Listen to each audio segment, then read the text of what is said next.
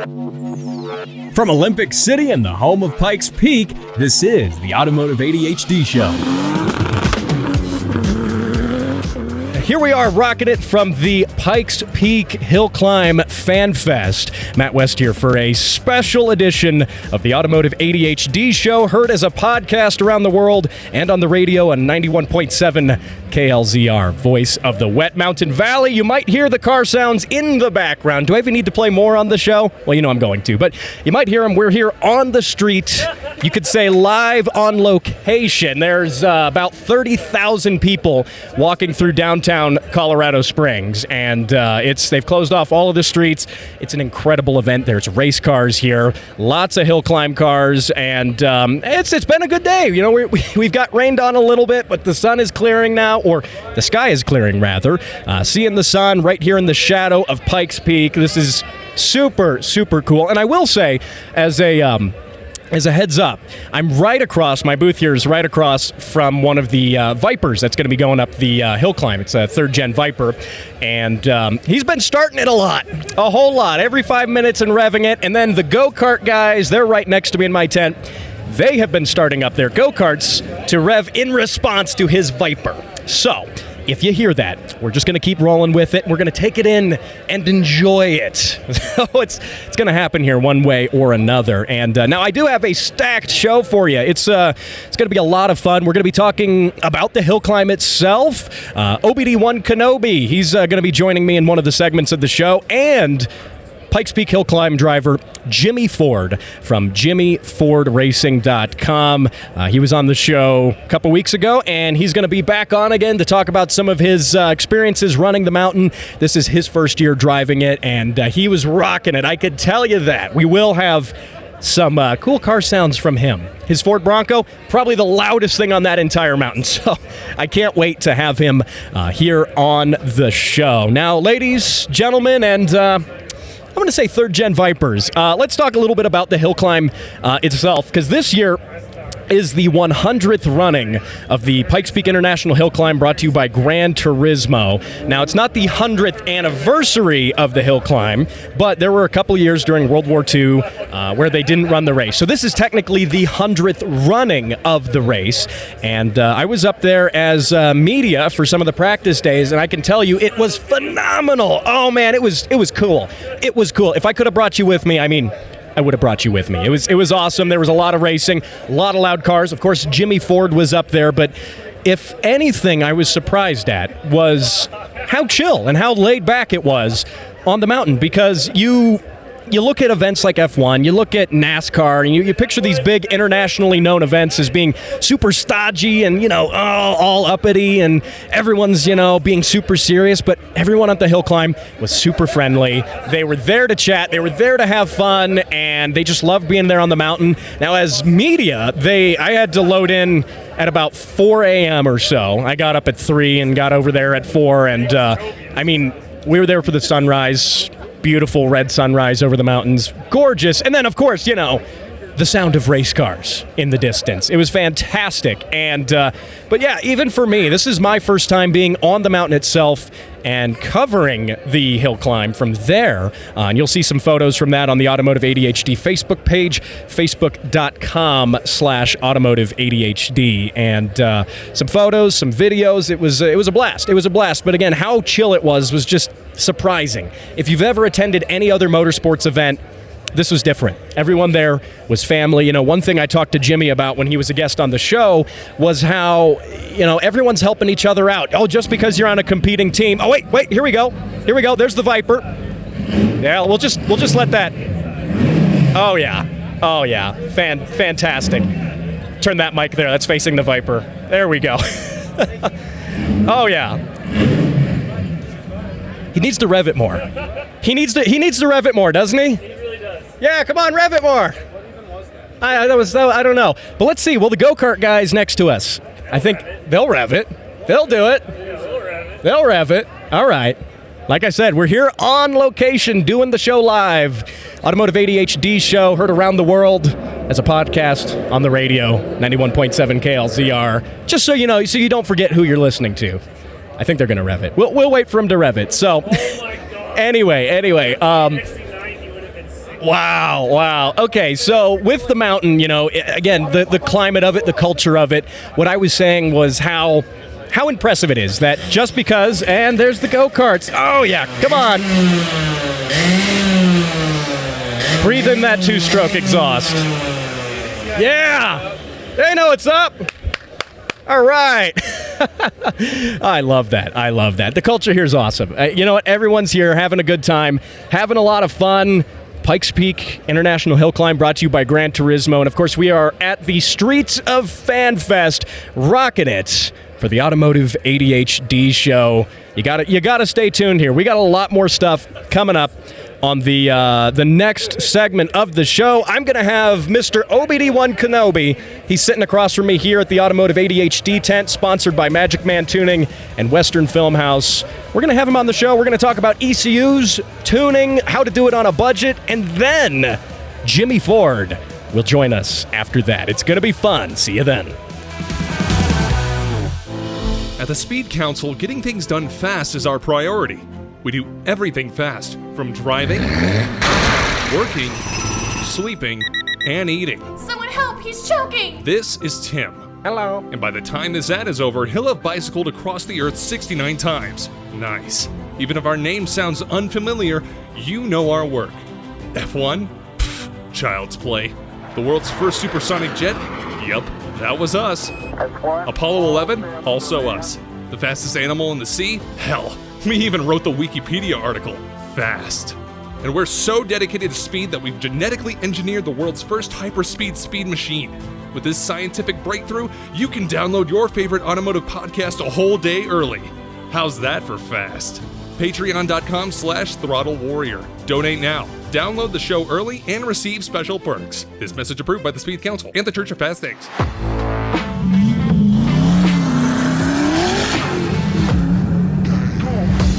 And here we are rocking it for the second segment of the Automotive ADHD show. Matt West here, talking about cars live from the streets of the Pikes Peak Hill Climb Fan Fest. Probably about 30,000 people walking through here right now. And joining me on the show is a man known as OBD1Kenobi. At least I call him that. I don't know if anyone else does, but he is a mechanic. He is a tuner. He builds cars. He does all sorts of amazing things. You've heard him here before. He's a regular on the show. Brian, welcome back to the show. What's up, Matt? How you doing? Doing good. So we've got this nice looking Celica behind us here at the tent. Definitely a Celica. It's definitely a Celica. And it's just this weird looking Celica. People keep calling it a Mark IV something, whatever that means. That's total nonsense.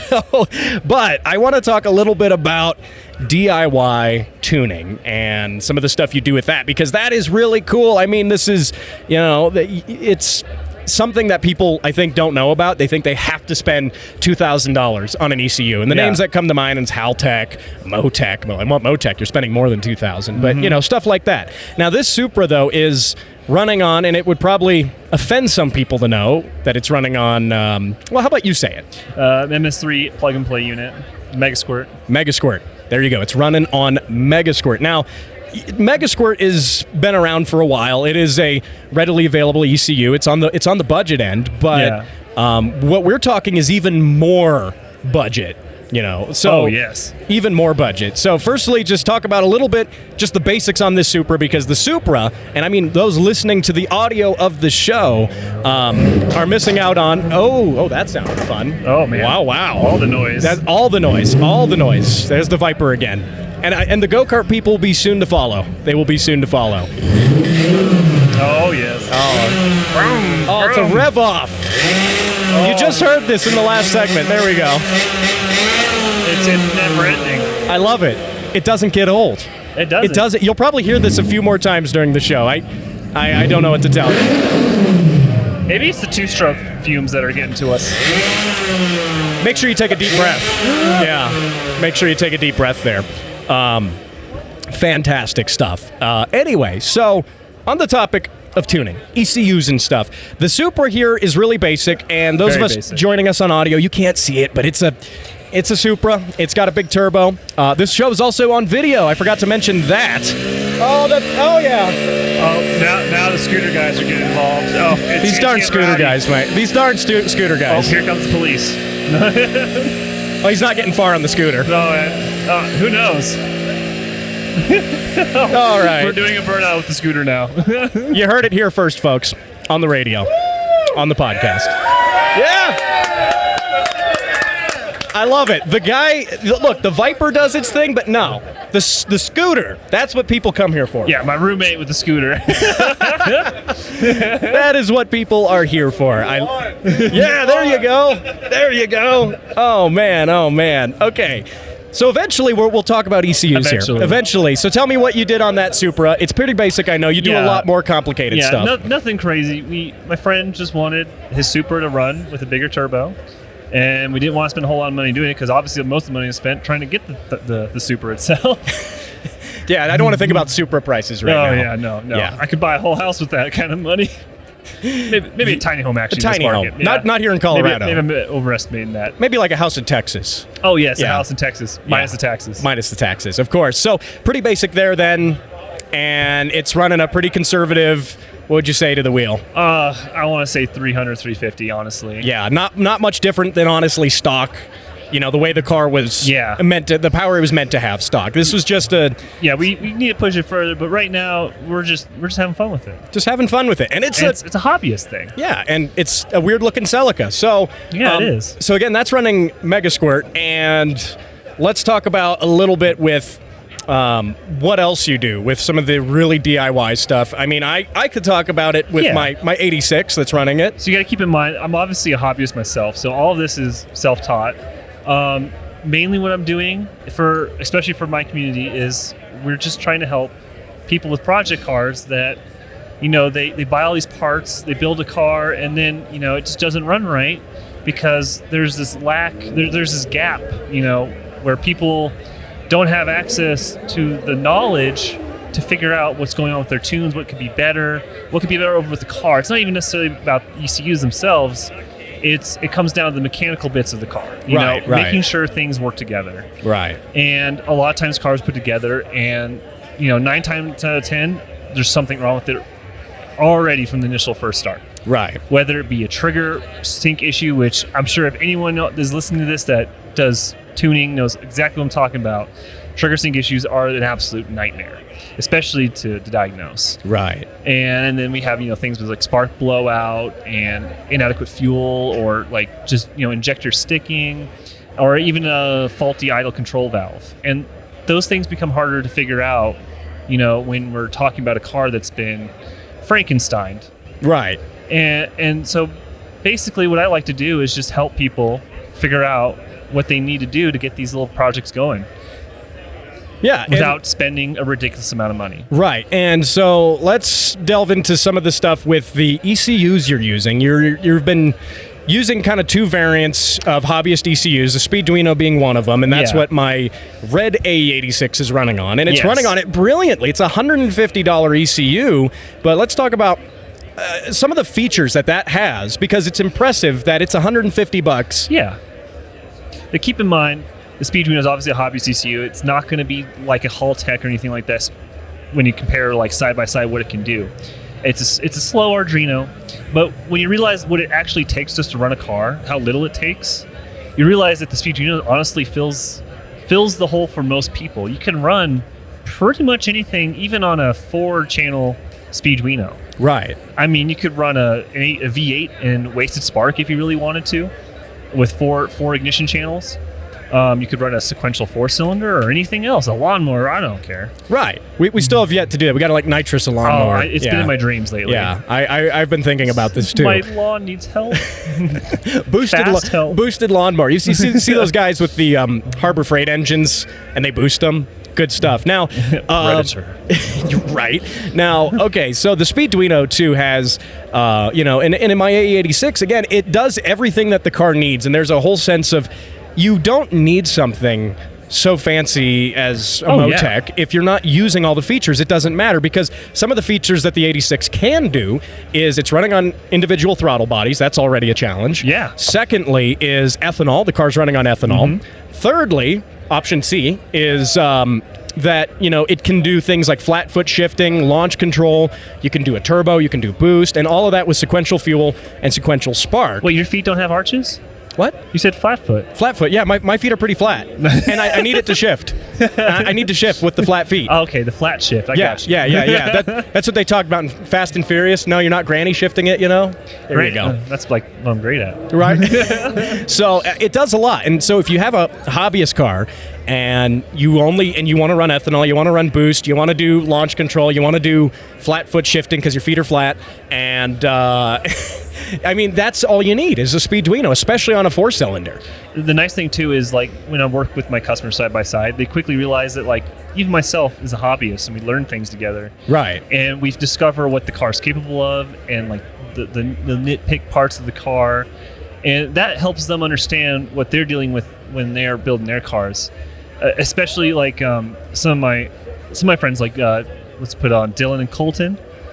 Put them on the spot here. Yeah, put them on the spot. They have a bunch of cars. Put them on the spot so they have to listen to the show. Yeah, exactly. Yeah, there you go. And a bunch of Mustangs and Volvos and LS swap thingies. And with every build, we all learn something new to this whole thing that you just don't get online, because a lot of people just hunt and search forums for the answers, and a lot of those people are saying stuff just out of the, I almost want to say something like out of their butts, but yeah, right. Yeah, family-friendly way of saying that. Yeah, and so the cool thing that I learned, talking about that, working with you two to get the 86 up and running, was that, when it comes to a computer, your car's nothing special. It doesn't matter what car you have. Mm-hmm. To the computer, the engine's the same, right? You have essentially... Relatively speaking, there's you've got trigger sensors. There's some sort of way to figure out where the engine is positionally. There's, obviously a coolant temp, intake temp, some sort of load, whether it be TPS or a speed density or even a mass airflow sensor, or even a blend of the two, right. Mixing fuel tables together to try to achieve some sort of effect. Especially when nowadays we have a lot of cars that have variable valve timing, Hondas with their VTEC. Right. Well, and not to mention that my 86 has VVT, variable valve timing, and the Speedduino's running that too. Yeah. Beautifully.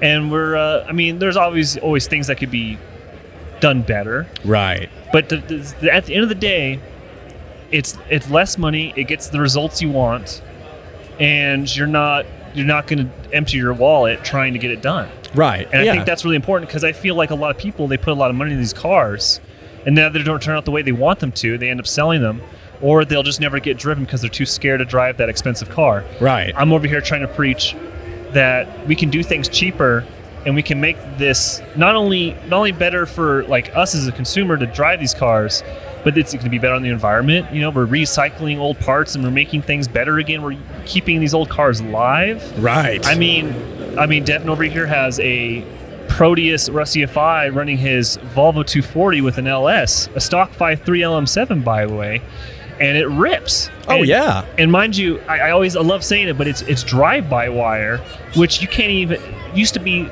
impossible to get in a car without spending crazy money or having an external module, like with the ECU Masters or even maybe a Haltech. Right. And now we can do that on a budget, and it's all open source too, which means that, if it doesn't quite suit you and you're the kind of guy that knows how to code, or maybe you even know how to build your own PCB, you can take those designs right off the GitHub page and you can tweak them to accommodate your needs.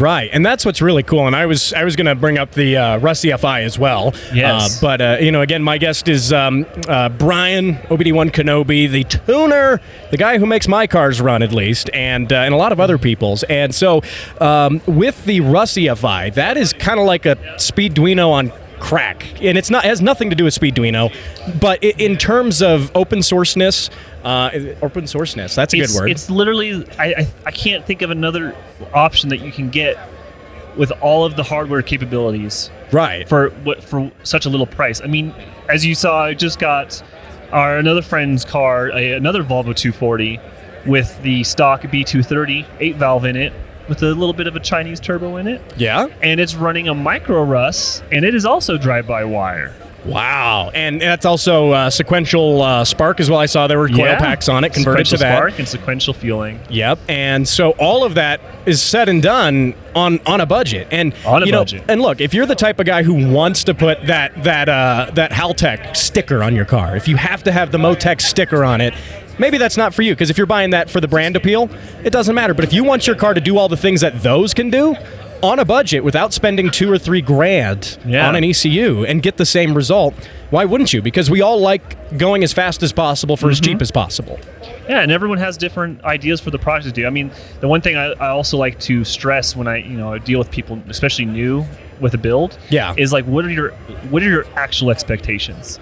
A lot of people think they're going to be building a race car, but really, most of the people just want something they can daily that has some power and is fun. Right. And I try to make that goal possible, make these cars streetable, because sometimes these cars get built, in a shop, and they get purpose built for racing, and then the owner realizes that they can't go out and drive that thing every day. Right. So yeah, and that's one of the things that I think you're able to do is bring that accessibility to people on that, and it's one of those things too.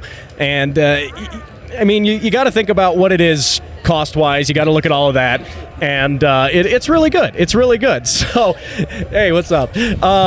Anyway, so all right, Magic Man Tuning. That's your company now. You've started recently. You're a sponsor of this tent right here at the Fan Fest. As the wind picks Only up, next to you, Matt. I know, and as the wind picks up and wants to take our tent airborne. But is that Karma? Is that Karma saying something?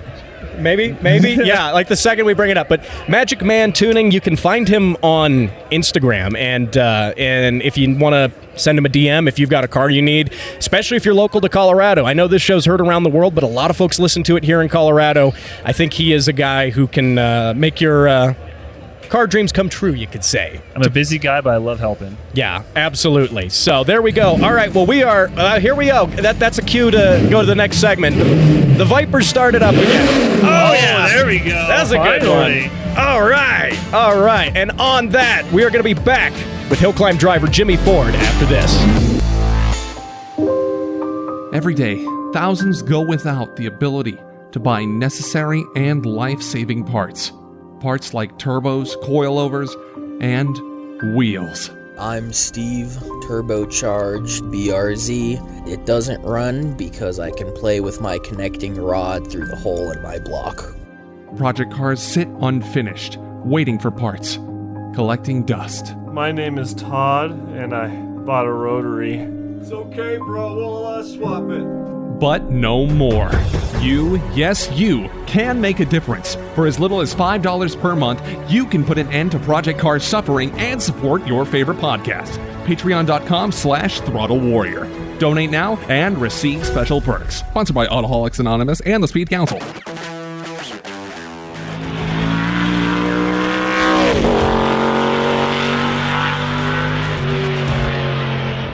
All right, here we are rocking it for the third segment of the Automotive ADHD show, a very special edition from the streets of FanFest for the Pikes Peak International Hill Climb, brought to you by Gran Turismo. And sitting across from me at the table, you just heard his car sounds, Jimmy Ford in the number 17 Ford Bronco. Absolutely ripping it during qualifying as well. How did everything go out there? Yeah, everything's been going pretty well during qualifying. We had a pretty fortunate event so far. We haven't really had any problems. A lot of kudos to my crew for keeping us going every run. Absolutely. And, one thing I noticed when I was on the mountain, I've noticed it here as well with the occasional rev battles people have been having here on the street. Your truck is so loud. Oh, man, it sounds amazing.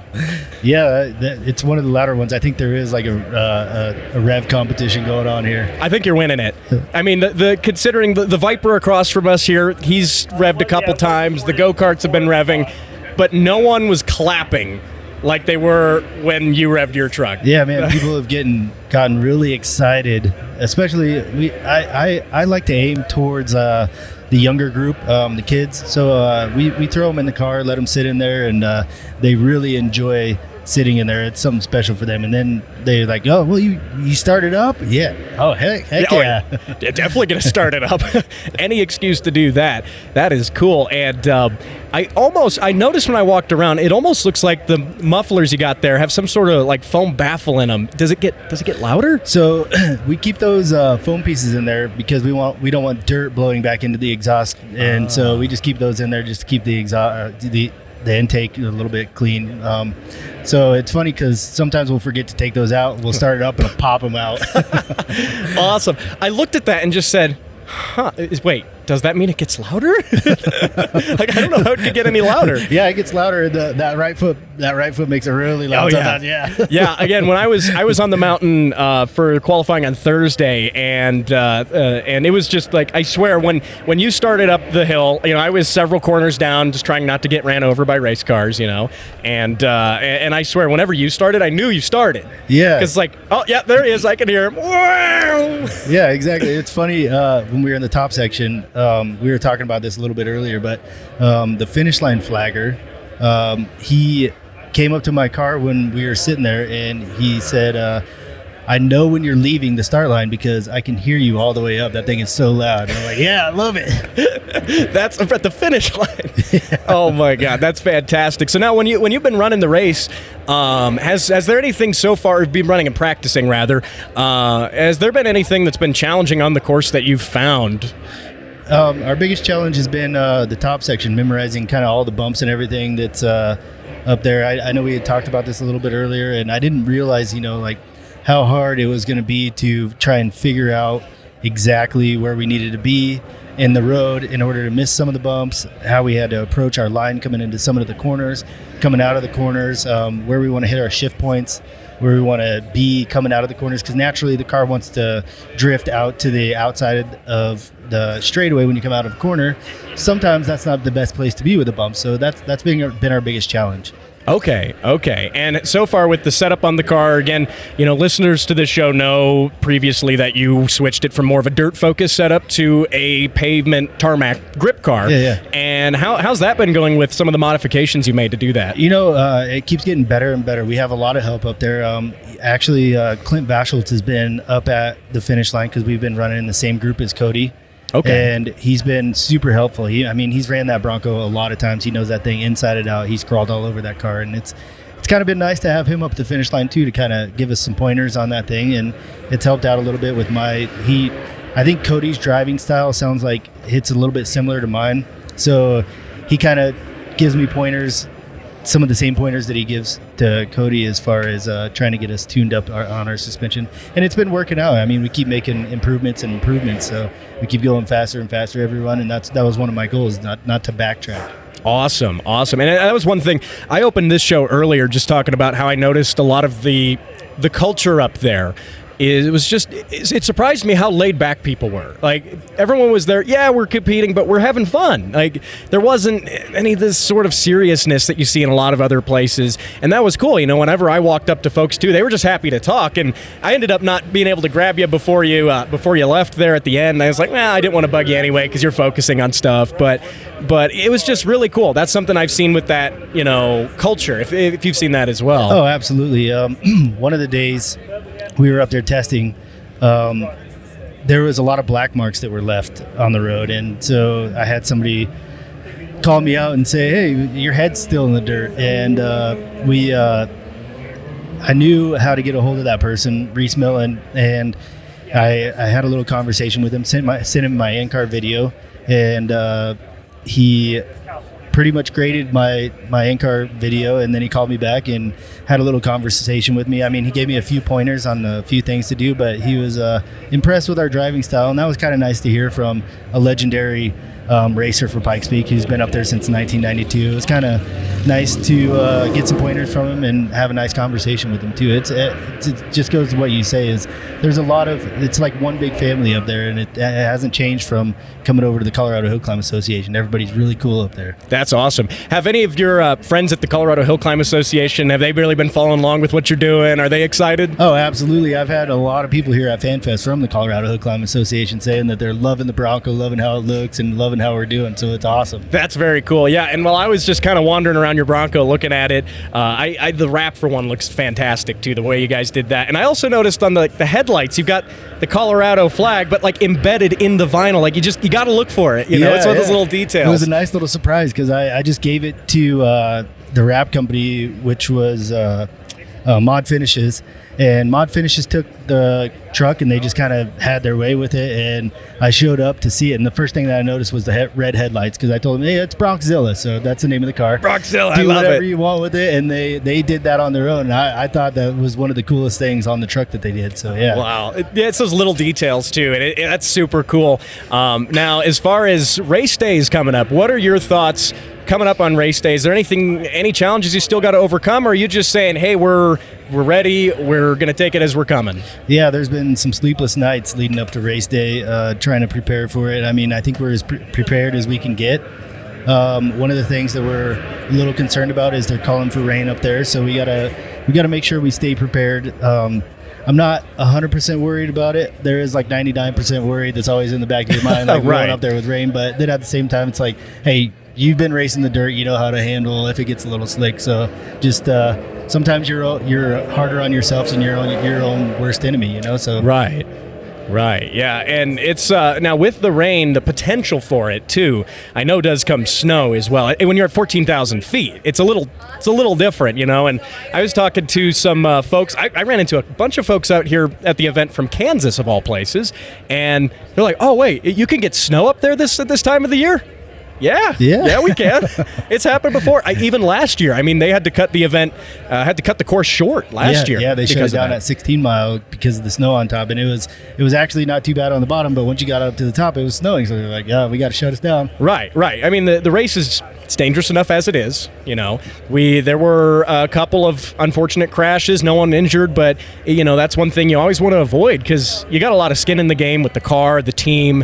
You know, sponsors, everybody, you know, you just got to keep it safe at the end of the day. Exactly. There's a lot of preparation work that goes into it, and it'd be sad to run it off the road. You know, that's one thing that we aim not to do. Everybody tries to aim not to do that, but you know, at the end of the day, we all want to go as fast as we possibly can. Yep, you got to push the limit to go there. I heard someone say, you know, with racing, you're not winning until you're almost crashing. Yeah, perpetually. Yeah, exactly. And if you're not getting nervous, you're not going fast enough. That's how that works. Right. Well, Jimmy, that's awesome. I appreciate you coming on the show, giving us a little bit of an update. I'll probably stay in touch with you for sure after the race. We'll check in, maybe give you some time off first. You know, have some cold ones with some friends first. You know, hey, we did it. It's good. And I'd love to have you back again. Absolutely. And before we go, I just want to give a quick shout out to all my sponsors: Newcomer Plumbing and Heating, Auto Gear Engineering, Iron Wolf Designs, Colorado Quarries, Albert Fry & Sons, 511 Rose, Clear Creek Cidery and Eatery. We actually have them here. They're giving some good food to us. If you haven't tried their Reuben, you definitely got to try that. But JDT Builders, Mod Finishes, Rocky Mountain Machine, Buckeye Welding Supply, and Automotive ADHD. Hey, proud to be a part of it. And also, all those folks you just heard, be sure you check them out. Be sure you give them a follow. If you're here in Colorado especially, you got to check out these sponsors. Tell them that Jimmy sent you. It's such a good thing. I love the family vibe. Everyone's coming together to make this happen. So, Jimmy, I want to thank you for joining me. Yeah, thank you. I appreciate it, too. And I've sent a lot of people over here, and they're loving what you're doing, too. So thank you. All right, and that is a wrap for the show. And, of course, I want to thank Jimmy for joining me here at the Pikes Peak Hill Climb Fan Fest, a very special edition of the show. Those of you watching this on video as well, yes, it's a video. You can see it's getting dark. Everyone's packing up now. And I know you didn't ask to see my face. I'm sorry if it startled you. I can't do anything about that. But it has been a fantastic event. I'm just out of adjectives to describe how cool this event has been. And as I'm sitting here watching people walk out, as the officials are probably going to chase me out, they're going to tell me to shut up, get off the air, stop talking, go home.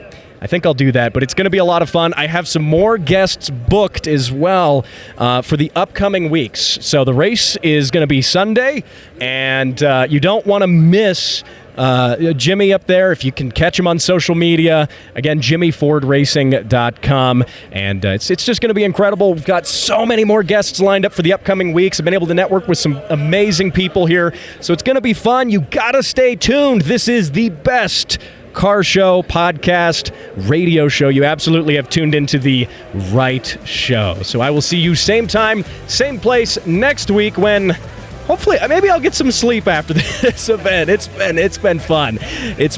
I'll see you then.